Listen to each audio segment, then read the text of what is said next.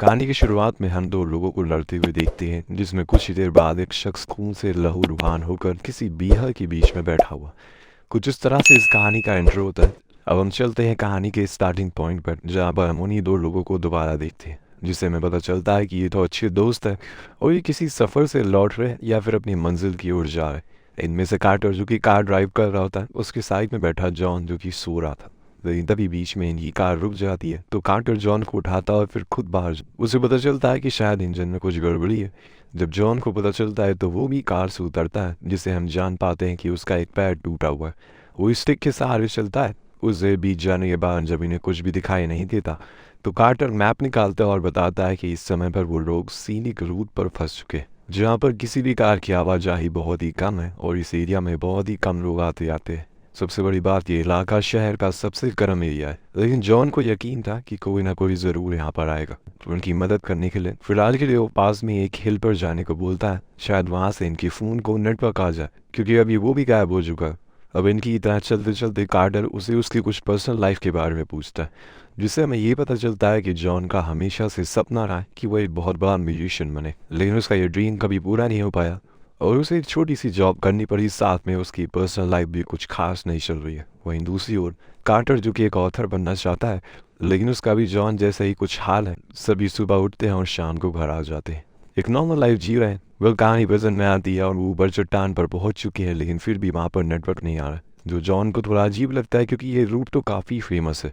उसकी जानकारी के मुताबिक तो ऐसे कैसे हो सकता। दोनों वहीं हिल पर खड़े रहकर आसपास देखते रहते हैं, तो कार्टर उसे ऐसे ही बातों बातों में कहता है कि तुम्हें पता है, जिस टाइप का तुम म्यूज़िक बनाते हो वो तुम्हारी वाइफ को बिल्कुल भी पसंद नहीं आता, और ना ही तुम्हारे बेटे माइकल को। तो जॉन हंसने लगता है, पर कुछ जवाब नहीं देता। इतने में उन्हें एक कार आते हुए दिखाई देती है। जॉन जल्दीबाजी में नीचे उतरने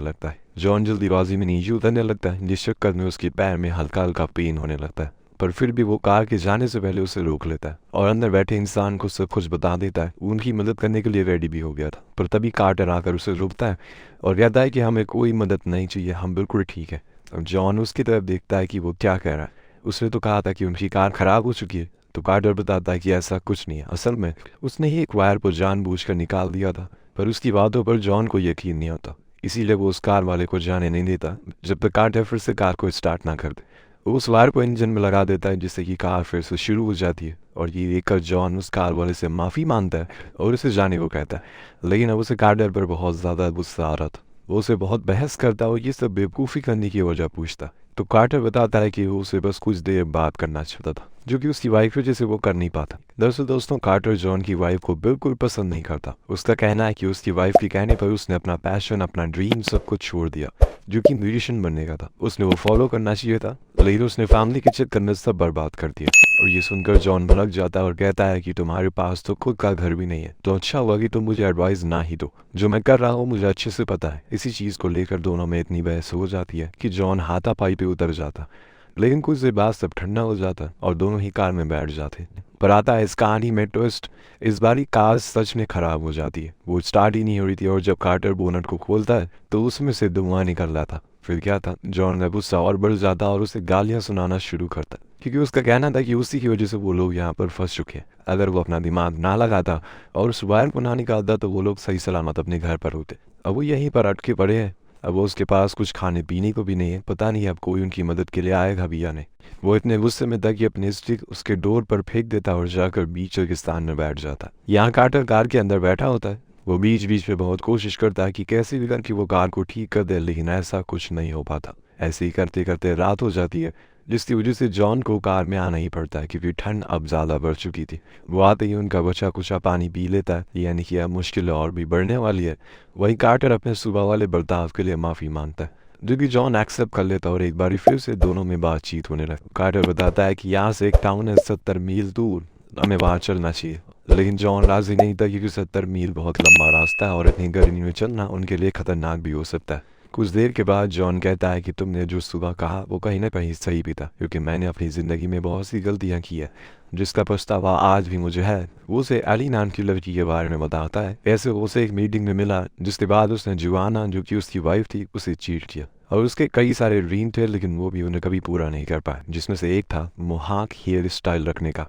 ये सुनकर कार्टर कहता है कि ये ड्रीम तुम्हारा मैं अभी पूरा कर सकता हूँ।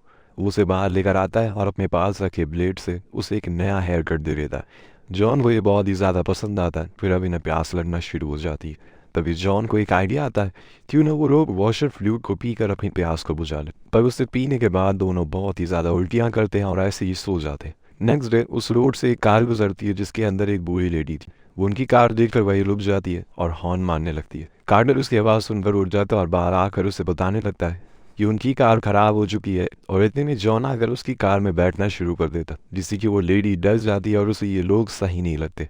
वो कार लेकर भाग जाती है। फिर क्या था, कार्टर जॉन को उसके इस बिहेवियर की वजह से बहुत सुनाता और कहता है कि इतनी मुश्किल से एक कार आई थी, अब वो भी चली गई सिर्फ तुम्हारी वजह से। अब जॉन भी कहाँ चुप रहने वाला था, वो भी उसे सबसे पहले वाली गलती याद दिला देता है और कहता है कि अगर तुमने तो हम लोग अपने घर पर होते। अब ये सब करते हुए और फिर से उन दोनों में बहस हो जाती है और फिर से एक बार बहस हो जाती है और ये बहस इस कदर बढ़ जाती है कि कार्टर अपना बैन लेकर अकेले ही उस टाउन की ओर जाने लगता है जिसका जिक्र उसने रात में किया था। जॉन उसे रुकने के लिए कहता है क्योंकि ये चीज़ उसकी जान भी ले सकती है, पर वो नहीं रुकता। तो जॉन एक पत्थर उठाता है और कार्टर की ओर फेंकता है जो जाकर सीधा उसके सर पर लगता है, जिससे कि हल्का सा खून भी आ जाता है। जब कार्टर ये देखता है तो वो और भी ज़्यादा गुस्से में आता है और सीधा आकर जॉन को मारना शुरू कर देता है। और निकाह पीछे हटने वाला था, वो भी उसे मारना शुरू कर देता है और ये लड़ाई इतनी ज़्यादा बढ़ जाती है कि कार्टर जॉन के पैर पर खुद के दांतों से काट लेता है, जिससे कि जॉन उसके ऊपर अपने स्टिक से हमला करता है और इसकी वजह से कार्टर भी बेहोश हो जाता है। उसके सर में बहुत खून भी बहने लगता है। अब ये देखकर जॉन की फट के फ्लावर हो जाती है कि अब आगे क्या होगा। वो बहुत कोशिश करता है कि कार्टर कैसे नहीं करके उठ जाए, पर वो उठ ही नहीं पाता, जिससे कि जॉन को लगने लगा था कि अब वो शायद मर चुका है। इसी वजह से वो उसके लिए एक गड्ढा खोदना शुरू कर देता है ताकि वो उसे दफना सके। पर जब वो उसे घसीट कर ले जा रहा होता है तभी कार्टर को होश आ जाता है। उसे देखकर वो उसे गले से लगा लेता है और उसे माफ़ी भी मांगता है। लेकिन जब कार्टर देखता है कि उसने उसे दफनाने के लिए एक गड्ढा खोद रखा है तो वो फिर से उसे गुस्सा हो जाता है और कार में जाकर बैठ जाता है। कुछ ही देर बाद इनका सामना फिर से रात से होता है। ठंड बढ़ चुकी थी। जॉन कार के पीछे वाले हिस्से में सोया हुआ था, लेकिन उसे वहाँ कड़कड़ाहट ठंड लग रही थी। इसीलिए वो फैसला करता है कि वो जाकर उसी गड्ढे जो उसने सुबह सुबह खोदा था वहाँ शायद उसे थोड़ी गर्मी मिल सके। वो ऐसा ही करता है और चुपचाप जाकर सो जाता है। पर जब बीच रात में कार्टर की आँख खुलती है तो वो देखता है कि पीछे जॉन नहीं है। वो उसे ढूंढने के लिए बाहर आता है और देखता है कि उसी गड्ढे में जॉन सोया हुआ है। वो उसके पास जाता है और उसे कार में चलने को कहता है, लेकिन जॉन कहता है कि यहाँ उसे थोड़ी गर्मी मिल रही है, इसीलिए कार्टर भी उसके साइड में सो जाता है। अब अगले दिन जब सूरज निकलता है तो हम दोनों को अभी भी सोता हुआ देखते, पर इतने में वहाँ पर एक टो कार गुजरती है जो इनके ट्रक के पास। इनकी किस्मत इतनी खराब थी कि उस बंदे को उस ट्रक के अंदर कोई भी दिखाई नहीं देता। उसे कहा पता था कि इसके अंदर के लोग कुछ ही दूरी पर एक गड्ढे में सो रहे हैं। अगर वो उतरता तो इन्हें देख सकता था, पर वो ऐसा नहीं करता और वहाँ से चला जाता है। अब दोनों की हालत बहुत ही ज़्यादा ख़राब हो चुकी थी, जो कि आप इनकी शक्ल देखकर पता लगा सकते हैं। इन्हें यहाँ पर तकरीबन 3 से 4 दिन हो चुके हैं, पर अभी भी कोई मदद नहीं मिली। जो मिली वो इनकी बेवकूफ़ी की वजह से हाथ से जा चुकी है। अब देखते हैं कि आगे क्या होता है। ये लोग पूरे दिन वहीं बैठे रहते, लेकिन कोई भी मदद नहीं आती। इसीलिए रात में जब कार्टर सो रहा था तो जॉन उसी मैप को देखता है जिसने उसे दूर एक छोटा सा टाउन दिखाई पड़ता है। और इसी ये जॉन फौरन कार्टर के पास जाता है, उसे इस बारे में बताता है और साथ चलने को कहता है। लेकिन कार्टर नहीं मानता, वही रुकने को बोलता है। फिर जॉन रुकने वाला तो नहीं था, इसीलिए वो उसे जैसे तैसे करके वहाँ से उठा लेता और फिर दोनों चलना शुरू कर देते हैं। जब सूरज निकलता है तो ये ऊंची हिल पर जा चुके थे। तो ये ऊंची हिल पर पहुंच चुके थे जहां से जॉन देखता है कि उनके ट्रक के पास ही, और तभी वो रुक जाती है। वो असल में टू ट्रक थी जिसके अंदर से एक बंदा निकलता है और इनकी कार को अपनी ट्रक में अटैच करके ले जाने लगता है। अब ये देखकर जॉन उसे आवाज़ लगाता है, लेकिन वो इतनी तेज़ म्यूजिक बजा रहा था कि उसे कोई भी आवाज़ सुनाई नहीं देती। तो दोस्तों, इन्होंने यहाँ पर एक गलती कर दी। इन्हें जाने से पहले कुछ न कुछ तो निशान या फिर कोई नोट छोड़ देना चाहिए था उस ट्रक पर, ताकि अगर वहाँ से कोई गुजरे तो उसे पता चल सके कि वो लोग आगे की ओर गए हैं। कोई फ़ायदा नहीं है तो वो उसे लेकर चला जाता। इनके पास अब आगे बढ़ने के अलावा कोई रास्ता नहीं बचा, इसीलिए ये लोग एक दूसरे का सहारा बनकर साथ चलते रहते हैं। ऐसे ही चलते चलते वो दिन भी गुजर जाता है, जिसके साथ इन्हें यहाँ पर फंसे हुए अब 7 दिन हो चुके हैं। और तब से लेकर आज तक इन्होंने सिर्फ यूरिन ही पीकर गुजारा किया है, कुछ भी नहीं खाया। और अब दोनों को चलने में भी दिक्कत हो रही है। अब रात होने पर ये वही थक कर सो जाते हैं। जॉन की जब आँख खुलती है तो वो देखता है कि उसके पास एक जानवर है। वो फौरन उसे भगा लेता है और दोबारा से सोने के लिए चला जाता है। नेक्स्ट डे वो फिर से अपने ये सफ़र शुरू करते और आधे दिन में ही उन्हें एक उम्मीद दिख जाती है। दरअसल इन्हें कुछ ही दूरी पर कुछ लाइट के खंभे दिख गए थे, जिनके साथ साथ ये आगे बढ़ते हैं, जिससे कि इन्हें फाइनली वो टाउन भी मिल जाता है जिसे ये ढूंढ रहे थे। अब उसे देखकर ये बहुत ही ज़्यादा खुश होते हैं। वो सबसे पहले तो पीने का पानी ढूंढते हैं, जो कि उन्हें टैंक के अंदर मिल भी जाता है। जिसके बाद ये वहाँ किसी इंसान को ढूंढने लगते हैं जो इनकी मदद कर सके। लेकिन उस टाउन को देखकर ऐसा लग रहा था कि जैसे यहाँ पर किसी तरह की कोई आपदा आई हो।